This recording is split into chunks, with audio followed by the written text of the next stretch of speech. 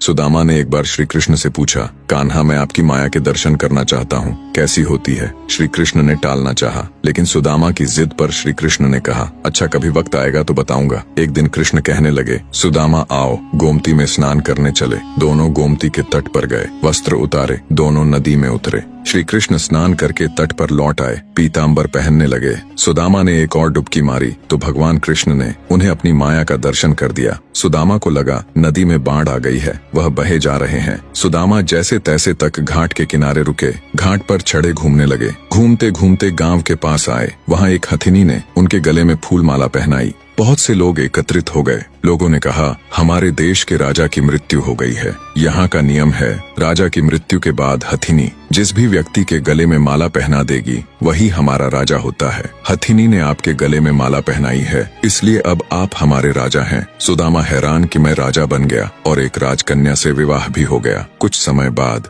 उनके 2 पुत्र भी पैदा हो गए। जीवन प्रसन्नता पूर्वक बीतने लगा। एक दिन सुदामा की पत्नी बीमार पड़ गई और काल के गाल में समा गई। सुदामा पत्नी वियोग में रोने लगा। राज्य के लोग भी पहुँचे। उन्होंने सुदामा को कहा, आप रोए नहीं, आप हमारे राजा हैं। वैसे भी दुख की कोई बात नहीं, आपको भी रानी के साथ ही जाना है। उन्होंने बताया कि यह मायापुरी का नियम है, आपकी पत्नी को चिता में अग्नि दी जाएगी, आपको भी अपनी पत्नी की चिता में प्रवेश करना होगा। यह सुनकर सुदामा और जोर से